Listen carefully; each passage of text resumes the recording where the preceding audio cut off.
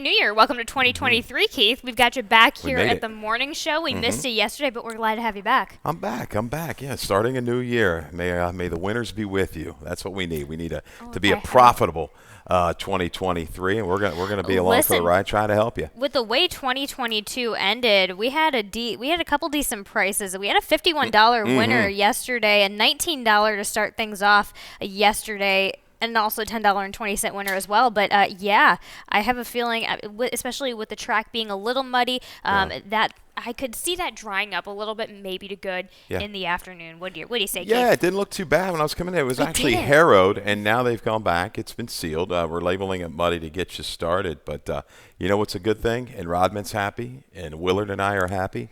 The fog is kind of lifted because, I mean, that is just a challenge from an announcer standpoint. Dave did a great job, Willard, with the chart. So it's no easy task when you're dealing with the fog kind of high up here at Laurel Park, trying to make those accurate race calls, announcing. And those guys are consummate pros, and they got through it. They did. Well done to you guys for getting us kind of through the day and directing us.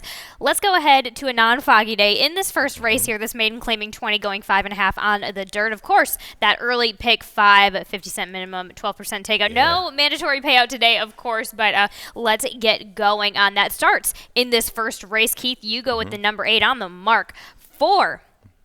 Hammy Smith gets Angel Cruz, and we're going to get to Angel Cruz at the end of this show a little bit later. Hammy Smith, my man Lee Christian, the owner, good buddy of mine I've met and known for many years now through the Ellery Trials in Ellery, South Carolina, and I believe he named this horse On the Mark after a buddy of his, Mark Mitchell. I've been on his show. Dave Rodman's been on his show. He's has a radio show down in Alabama, Opelika, Alabama. So hello to everybody down there. And this horse right here, I think he's ready to go. He ran well in debut out of a key race, came back last time out, hung out 4 deep, and really pressed the issue the whole way. And he was dead game to the wire. I went back and watched that race again this morning, and I think his experience is going to get him over the top. I know you've got a higher-priced purchase here for Brittany Russell, jammed in for the 20. That's a question mark there, but On the Mark should be forward, and I love his game this last time out. He's a stayer. And Lasix on. Lasix on, and on top of that, too, when they run races like that where they're pressing the issue the entire time, that's not just experience, but fitness as well. That's a different type of fitness that these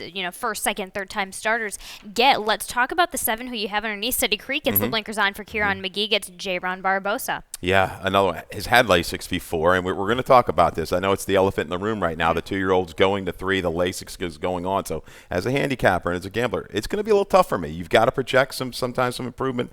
That's just the way that I've done it for 30 years, and I'm going to stick with my plan. So On the Mark, the numbers are there. He should move up a little bit with Lasix, so I'll take the shot with him. What's up? City Creek has been on Lasix. Blinkers on, barn change. Kieran deadly with this kind of move year in and year out. It's a profitable one.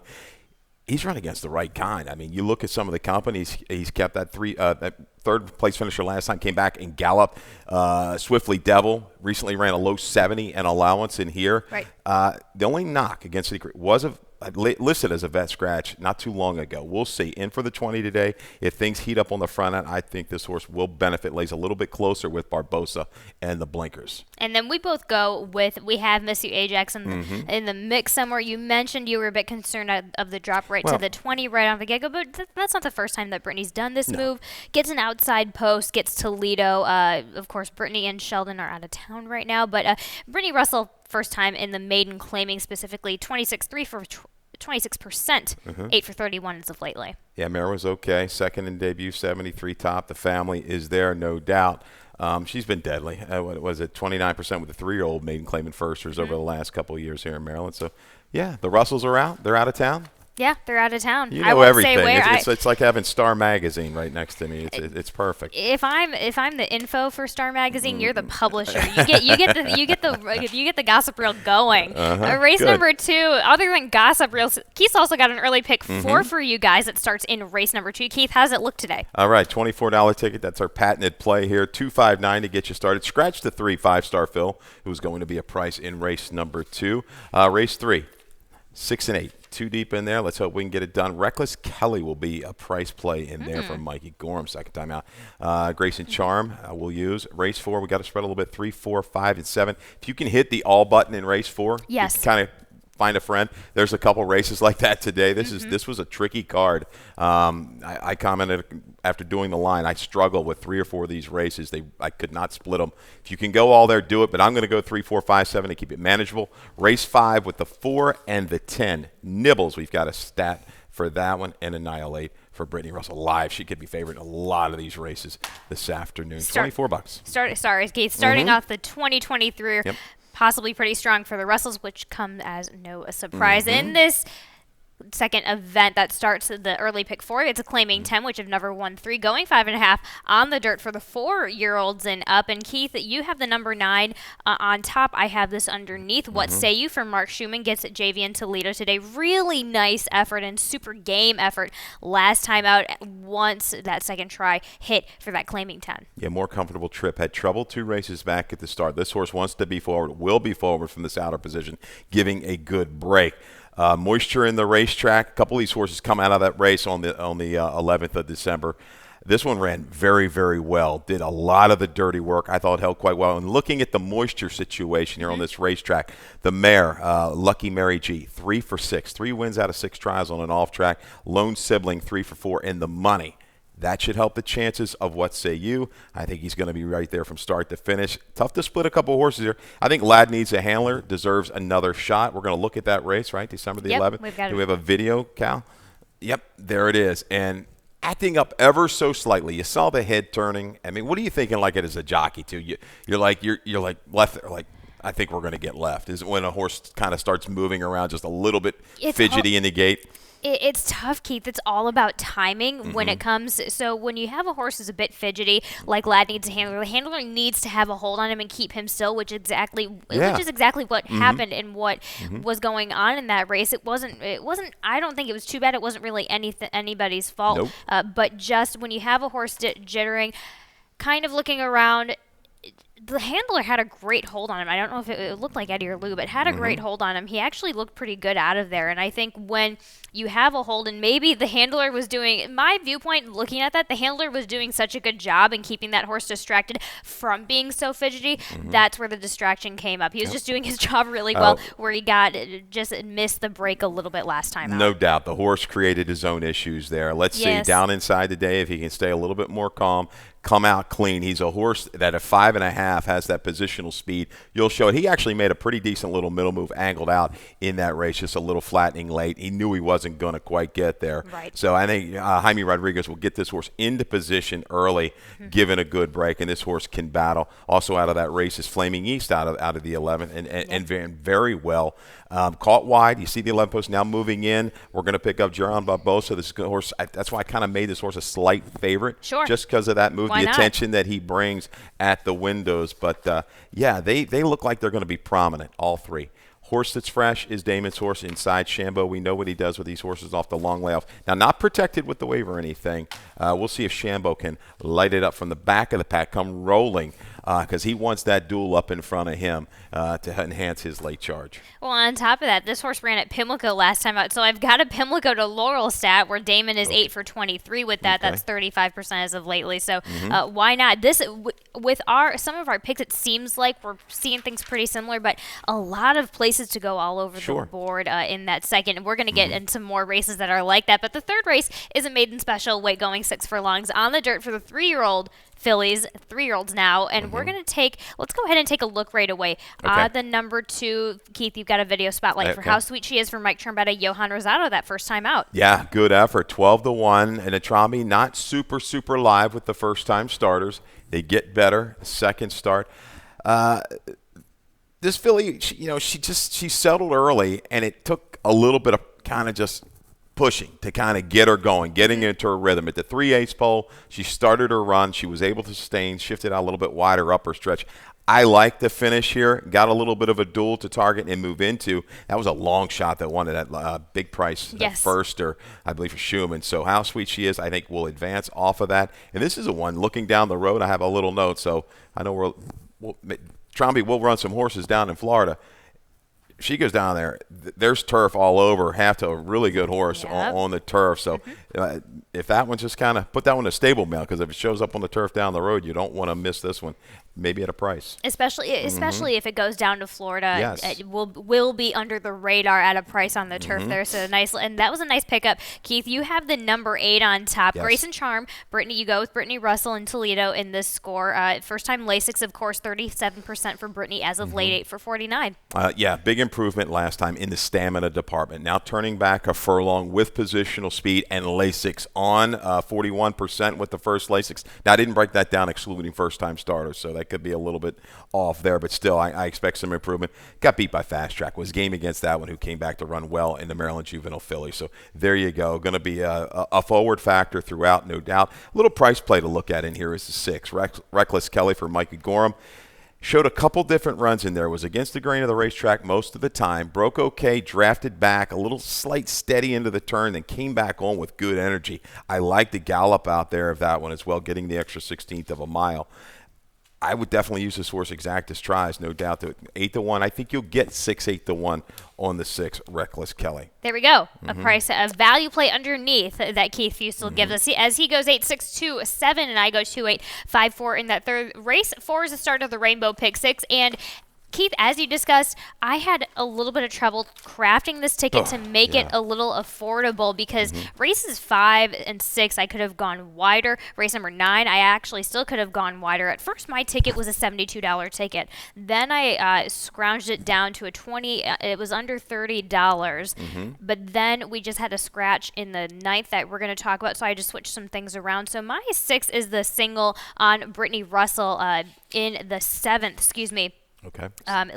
Skipper Sue. Skipper Sue. There we go. I was scrolling. Thank you for the paper. Yep. So of course, and you talked about race number 4.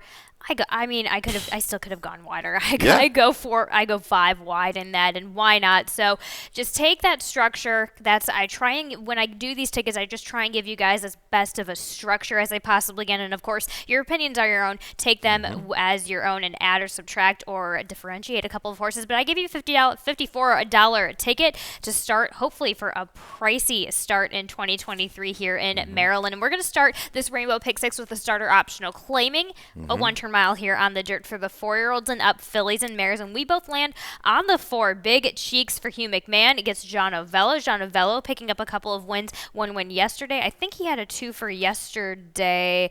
Nope, just 1 yesterday and the 1 prior. So he was a little bit cool, but he's starting to gear up a little bit now. Yeah, I'm telling you, I wrote down sketchy form, impossible. This race is just a real crapshoot. Big cheeks to me, though. Looks like she comes out of an okay race last time.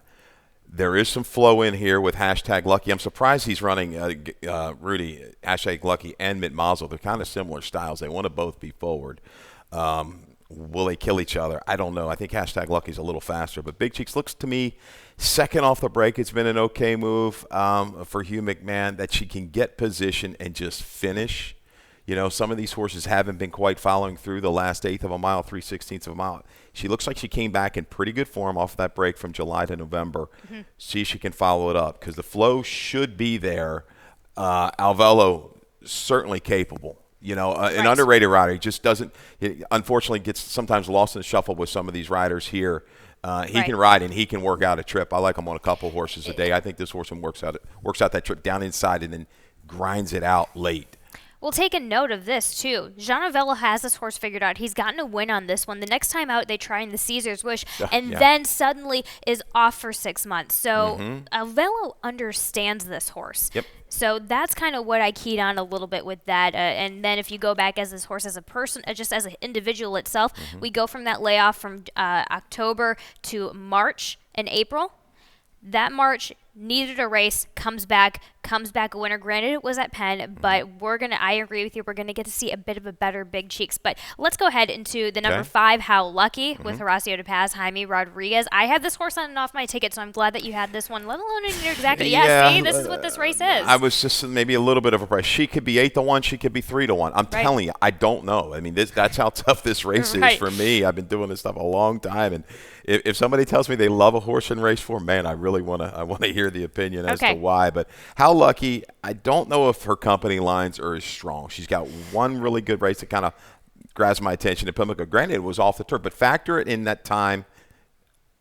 was in really good form. after that race, ran a couple big races, a couple like high 70 buyers. So at that time, she ran to okay horse. She runs July 3rd, comes back out of that race, wins. Vandoff, don't know what all happened, but she comes back and holds pretty much a level for the tag. I think she can finish. We saw DePaz get off first already to go long the other day that just got beat, was dead game. So you've got a barn that certainly can get a horse to get the distance after a break. I'm going to use her to finish up behind the speeds. If anybody shakes loose in here and goes, I think it might be hashtag lucky. She's one from just off of it, but I just hope these two don't get into a duel. That's the problem. I mean, hashtag lucky and Mitt Mazel. And Italian Dressing was so sharp last time that she seems like she's got to be forward. Right. So let's we could sit here for another 10 minutes and talk about this specific race. So I go 4172, Keith goes 4573. That should be a clue enough in itself. We're going to go ahead to race number 5 in this claiming 25,000 for the fillies and mares, which have never won 2, going the 1-turn mile here at Laurel Park, and we're going to take a look at your stat right away on the number 4 Nibbles for Rudy Sanchez Salmon gets Angel Cruz. Yeah, 4 for 13, 30%, 9 for 13 in the money is Rudy Sanchez Solomon with these dirt routers second off of a claim. The ROI is 478, and last time out, first off the claim, kind of jumped the condition, was thrown into a race where, I don't know if it was just timing, they just needed something. That was against multiple winners. Unadulterated, you seen in the race prior, start with a bang. Hugely key race. A number of runners came back to run big figures. There was 3 winners out of there and a runner-up. Nibbles, again, looking at the field, I think she can get forward position here, no doubt about it. You got a hot riding rider in Angel Cruz. Right. Really good riding that horse in the first race, just ate a price. Yes. Yeah, just kind of got ride. that throttled down inside. But she should be in range. I think she's, looking to the horses just to her inside and just outside of her. She's got to be forward in here. Maybe get that ground staving trip just off the pace, maybe boxed in slightly. But we'll see. I think she stays the trip in the 5th. You and I both go with Annihilate underneath where Brittany Russell gets the blinkers on with Javian Toledo. Comes back on the dirt. That's a positive enough effort, but I like the drop down into the 25. Clearly, this is where she belongs. Yeah, trying to find that spot. She had aim and just couldn't quite get there. Maybe the blinkers kind of get her to follow through in the drop. I really think it's kind of stepped sideways. But Patty Cakes, here's one I'm throwing into the mix. The 9, you don't have her, but she's done everything kind of sprinting. She's back to the dirt. I think she's a little bit better on the dirt. Family, you look at, she got a half-brother, ran pretty good long on the turf, could carry the speed. Something just changing here, freshening up. She might be the target here. Kenny Cox, big effort, inked the beard cold, right, and then the other day. So Patty Cakes, interesting. I kind of like this horse to go a long way up front as well. Maybe gives Nibbles a little bit of a target. Key races back on 14th of August and the 31st of July back in Monmouth for Patty Cakes, who Keith has underneath, and we both have the number 2. Just say that we do Italian Dressing, red wine time on the rail. This one, if you want to dig into that, go right ahead for the other Rudy Sanchez Salmon horse. No doubt. It was claimed for 10 off of a big effort. Just was thrown to the wolves the next time out and off time. Belated run on the turf. It came back last time. A little bit slow start. Good sustained run with that wide trip. Just couldn't quite get by and get it done. Needs a little bit better break, but I don't think this is any real, tougher race than last time out. I think this horse definitely works from off the pace. Just needs to break a little bit better. Another competitive race in race number 5. We'll be right back and talk about the rest of the card after this commercial. Macho Man!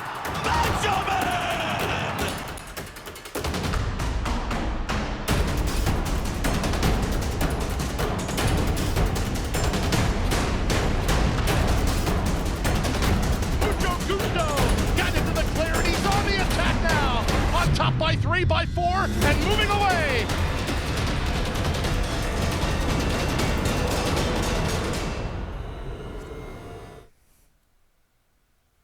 Welcome back. Thanks for sticking around. Let's talk about race number 6, a starter allowance going 5.5 on the dirt for the 4-year-olds and up. Let's take a look right away at that video of Spotted Bull that you have with Kieran McGee, J-Ron Barbosa. Your top selection, Keith. Bull, the Spotted Bull. Yeah, Spotted Bull last time out, a little bit slow to begin, right? Looked like a bull coming out of that gate. Yeah, Spot's the leader. Great go-go, despite the bobble who's back in here. Right to the front. Right. Brooks was sharp, bobbled a little bit, and was able to control things up front. But Spotted Bull had to kind of use himself a little bit, drug himself into contention, caught 4 and 3 wide most of the race. Great go-go, got the chance to kind of just control it. Good effort here. Was protected with the waiver off the claim by Kieran McGee. Comes back protected again in the starter. Right? Right. I think there's a slew of questionable speed types in here. I don't think Greg Gogo's going to have it as easy on the front end. Hence, Spotted Bull to make that run from off the pace. And there we go. You also have underneath the 10, the Cairo Kid, which of course Annette Eubanks, now we're down to blank stats for the meet, but she had a great fall meet, and I think we're going to keep that going. William Humphrey, 2 back, all these 3 teamed up for a nice effort last time out. Pulled a good upset, 2 races back at 5.5 at this distance, right? Big Man Cannon ran second yesterday against a little better field. Yes, sir, Robert. Chewed up in a quicker pace last time. This is the right kind of spot. Owner-trainer combo. This was before yesterday, okay? Did the stat the other day. 5 for 16, 9 for 16 in the money, 473 ROI over the last 3 months, this combo, owner-trainer. So, yeah, they have been rocking and rolling, paying some prices. The Cairo Kid, I usually kind of thought he was just kind of had to be right up on. He can sit a little bit. He can kind of track that speed. You're going to have pit spot man sending away. Greg Gogo feels like he needs to be up front. So I'm looking for somebody from just off the pace. Even Top Boss. This is a horse that chased a pretty good group last time and stayed the trip. I think he can do it again today. That horse always seems to run a bit better when he's in a forward-placing movement. If you go two back, let's go ahead to race number 7. This allowance going 5.5 on the dirt. Scratching the 8. Yeah. Sparkle Sprinkle for this 4-year-old filly group. And that makes us both land on number 6. This is my single in my Rainbow Pick 6. Let's take a look at that video of Skipper Sue that we've got for Brittany Russell gets J. Van Solito today. Yeah, Skipper Sue late to the races and late from the gate here. A little hop at the break on November the 18th. We'll watch this one more time and then call it just not even really that tight. But the jock decides to go ahead, Sheldon, I'm going to just draft back out of here, take a hold, and let her gather herself and relax. And then he kind of works out the trip from there, has to kind of go up there between horses 4 wide, turning for home. But I think levels off pretty well through the final 3/16 of a mile. Couldn't catch the long shot that day of who knows what on the outside in the black cap. But let's just say later the race, the breeding is there. Half to some really, really good horses, including multiple graded stakes winner, right? Bell's the one. Right. I don't know if she's going to get to that caliber, but you know what? They've taken her time with her. Maybe the patience pays off. She's going to have to fire her best shot today, no doubt about it. I think gets a little bit of loses a little bit of help with Sparkle Sprinkle. I wanted a little maybe extra float and hands that kick, but she was good at 5.5. Was forward. If she breaks, I think she can get put into the race a little bit sooner and sustain from maybe the 5/16 home. We'll see. Here's what happened in that last race that we just saw. If she's not going to get on top right away, just might as well take her back, give her a schooling session, and then you get to see what she's about when if she has any type of turn of foot, and it turns out she does. So with that in itself, we're coming back to the 5.5. She gets an outside, she gets an outer-ish post. Whether we see her on in the front making the race, that's fine, but this filly has a lot to offer as far as versatility goes. So you go with number 2 underneath, of course. I'm getting there for Hammy Smith. J. Ron Barbosa, really nice effort last time out on that, claiming 40. So this is the proper next step for this one, I think. Yeah, 2 really good tries. The last 2 dirt tries with moisture in the racetrack. October the 1st at a mile. Last time out, December the 9th. Chase Sparkle Sprinkle the whole way around there. Dead game. She's in razor sharp form here. Will somebody be able to kind of go out there and run with the 5? I got to think X-Man's going to be on a mission. We'll forget about it. Right. Seems like a little bit better as well with some moisture in the racetrack. Chase some fast horses and still continue willing. We'll see if Golden Effect, a horse like Rock Rosine Volnay, can kind of go with her early, because I got to think they're going to be aggressive from the gates. Race number 8 is an allowance optional, claiming 40, going 6 furlongs on the dirt for, again, the girls 4 years old and up. And let's take a look at your top selection. You've got a video on Sweet Gracie for Ferris Allen, John Ovello, getting the call here again. Yeah, we're going to go back. I believe this was the 4th, right, of December. Yeah. Yes. Got so many notes here, Callie. 10 post, hung out on a day, kind of speed favoring. Inside was good and had to kind of work to get position in this bigger field. But I tell you, Avella does Caramanos does a good job here, kind of weaving his way, working between horses, keeps sustaining till very late. Was nabbed for second, but I tell you, shortening back up, tough. Moving inside, Callie. I think she's going to enjoy a much better trip, shorter field. I don't know if she can get within 3 or 4 mid-turn. I think she can bring that charge. Albello knows her. He's won on her in the past. She's run well against as good or even better. I think she holds a little bit of value in here too from just off the pace. And especially, I think, while 6 furlongs isn't her lovely, I think she benefits from cutting back to that 6 furlongs today, Agreed. especially after that really hard trying effort going the 7 furlongs last time out. You've got the 2 underneath who I have on top. I see stare down. Second time in the barn for Brittany Russell from Brad Cox. Of course, Toledo today, probably your pacemaker in this race. Easy enough to say. Yeah, it's going to be interesting because Bandits Warrior is pretty quick to her outside. Right. Icy stare down. Yeah, she beat that field, and she did outrun Winked early, who's pretty quick. And did it on a good track, a track that Wink likes with the moisture. She did it comfortably. You see the short comment towards the inside. Rouse wasn't even asked to the 3/16 bolt top of the stretch, but she's shown the ability to kind of come from just off of it in prior races down at Oaklawn Park, Churchill down. So Bandits Warrior, I think, is maybe a little bit quicker. We'll see. But I don't know. I don't know. Icy Stare Down might be able to kind of sit and just kind of angle out around her. We shall see. I think they're pretty even. So as long as Bandits Warrior is going to get the advantage being on the outside, so really it's a testament to this filly to see if she's going to be able to handle any outside pressure. And I have a little bit of faith now that she's gotten that, not quite a break, but she's in a better company with her today. So because she held on pretty well. Granted, that was on the turf, but nonetheless, competition is competition when you have head and head, neck and neck. So if you go back to that 8 furlong effort back at Aqueduct, she held on decent enough for me to have some faith in her on this differentiated surface today. Okay. All right, that's it. Race number 9. Let's go ahead to this nightcap here in this maiden claiming 20 event. 6 furlongs on the dirt for the 4-year-olds. Girls again as well. Scratch in the number 7 Made It, which I was happy with the way that Philly turned up last time out. But you've got the number 6 underneath. Somebody on top. I have them underneath. Somebody Loves Me for Russell and Toledo today. Yeah, dismal effort. First off the claim for 50, right? Horrific. And no good. I mean, I get a chance to watch that race, but, I mean, something might have happened. First time in the Brittany Russell barn, but the 2-back try was good enough. 5 runners came back to run 50 or better. That's kind of the figure that you're going to have to run to win this race. I just going to go first time with the barn in Brittany. We trust to kind of sit the trip just outside. I think she'll be forward. Tap and Glow, I think, will sit another perfect trip just down inside tracking because Milady Thatcher looks a little bit quicker than some of these early on. And even Sapphire Beauty, I think, will want to go. But I'll take a shot here. You know, aggressive move right to the 50 first time right down to 20. I say first time for the barn on the drop. Okay, well that's our first race card of 2023. Yep. Let's talk about and recap a little bit and talk about the last day of 2022, which is a nice nail biter for some of these titles.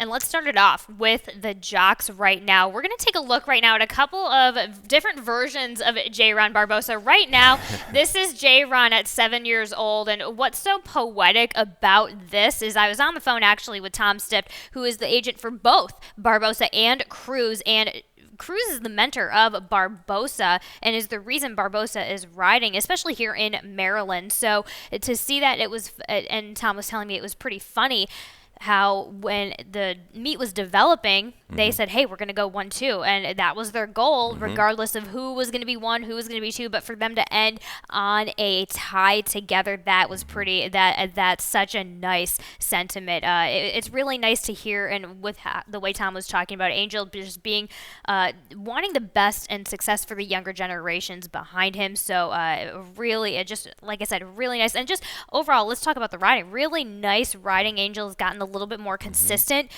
with making smarter decisions in this last meet, which showed in itself. Yeah, no, both of them very capable. We have riding I'm splitting Colony hairs here. with them. No. Very capable. A late surge there by Cruz Toledo got hot. Oh, yeah.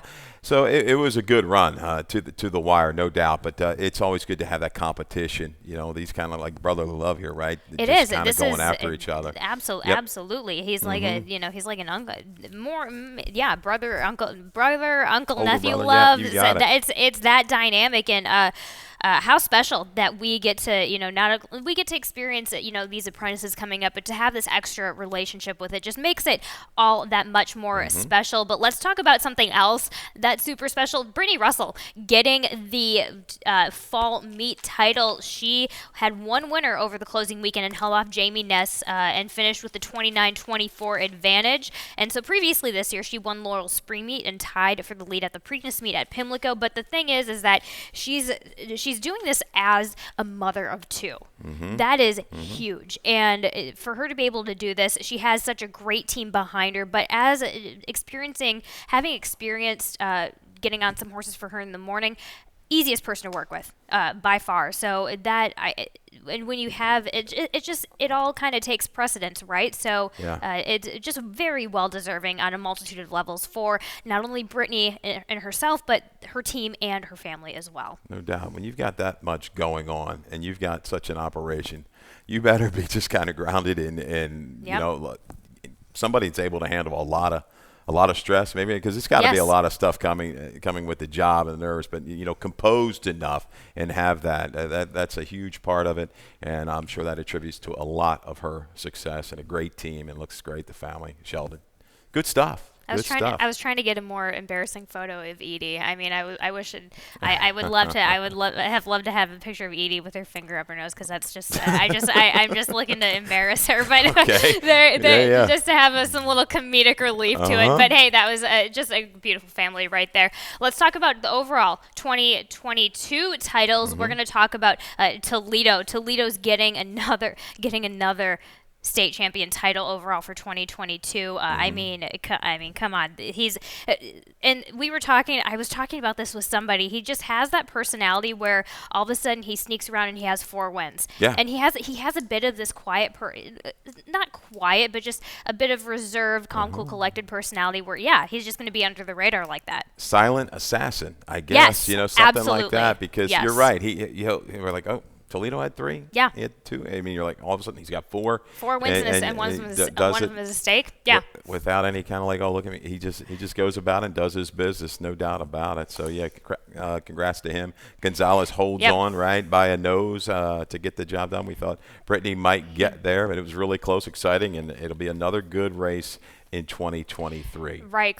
Claudio Gonzalez getting 7. He was just 1 above Brittany. Brittany, he defended his once again Maryland State title with 74 wins in 2022 at Laurel and Pimlico. So there's just like I said, great things going on here in Maryland for all of these winning connections, and congratulations to them. Yep, bittersweet day today though. Yep, January 1.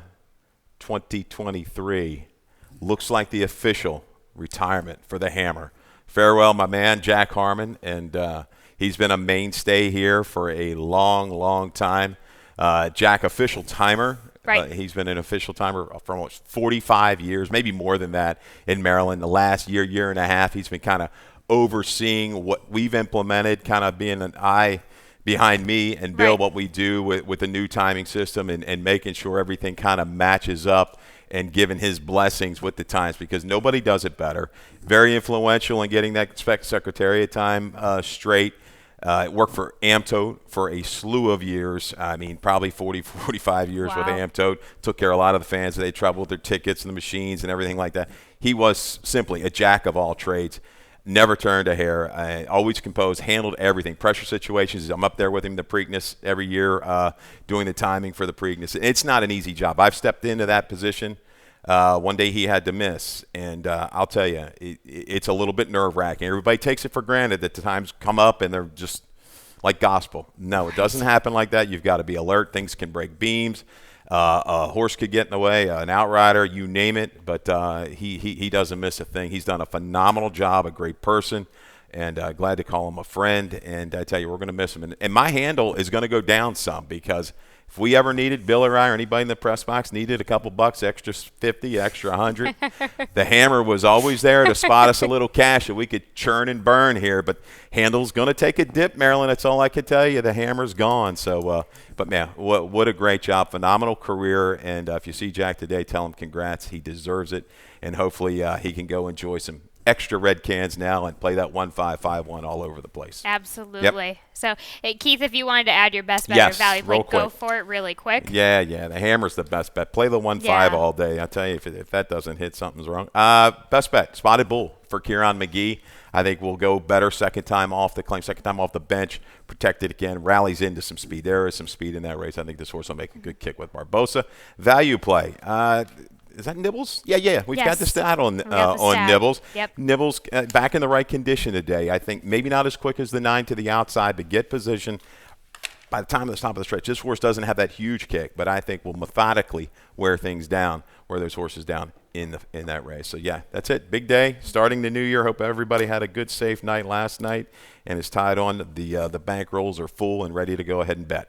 Congratulations to all of those fall meet and 2022 winners. And again, Jack Harmon, thank you so much for all that you have done for Maryland Racing. And we are going to send off to Dave Rodman for some changes and scratches. All right, good luck.